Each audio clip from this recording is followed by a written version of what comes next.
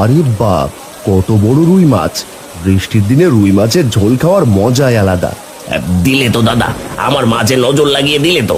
এখন এই মাছ খেলে যদি আমার পেট ব্যথা করে না, তখন তার দায় কে নেবে শুনি? আরে রাগ করিস না ছোট, আসলে এত বড় রুই মাছ দেখে কথাটা মুখ ফসকে বেরিয়ে গেছে। মুখ ফসকে বেরোবে কেন? মুখ ফসকে বেরোবে কেন? এত বড় রুই মাছ কেনার সাধ্য আছে নাকি তোমার? যত সব এই সকাল সকাল দিল নজর লাগিয়ে। দে রতন, ছোট ছোট মাছগুলো আমাকে 2 কিলো দে।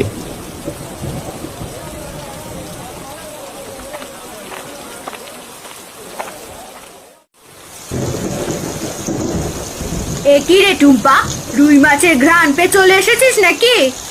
না না কাকিমা, আমি রুই মাছের জন্য আসিনি, আমি তো এদিক দিয়েই বাড়ি ফিরছিলাম।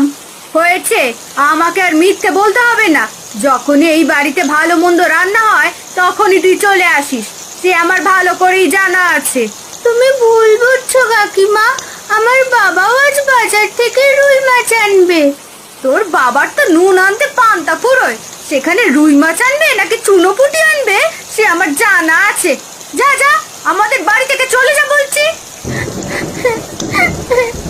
এখনই চলে যাচ্ছি কাকিমা। দেখো, আমার বাবাও একদিন অনেক বড় রুই মাছ আনবে।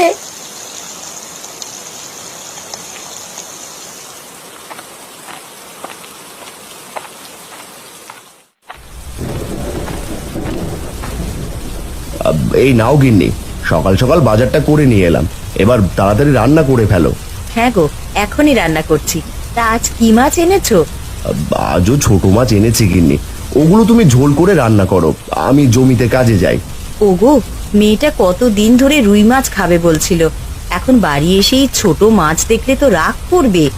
তুমি ওকে বুঝিয়ে বলো গিন্নি, আমি কালই টুম্পার জন্য একটা বড় রুই মাছ নিয়ে আসবো। এবার আমি জমিতে কাজে যাই।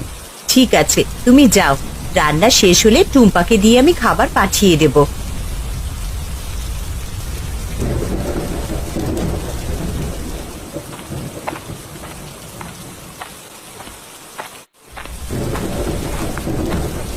এ কি রে টুম্পা, কি হয়েছে তোর? তুই কাঁদছিস কেন? মা, বাবা আজ বাজার থেকে রুই মাছ আনেনি। না রে মা, তোর বাবা বলেছে কাল নিয়ে আসবে, আজ হাতে টাকা ছিল না। তা তুই কাঁদছিস কেন? কাকিমা আবারও আমাকে বকেছে। মা, তুমি আমাকে রুই মাছ রান্না করে দাও না, আমি রুই মাছ ছাড়া ভাত খাবো না। থাক মা, বড়দের কথায় মন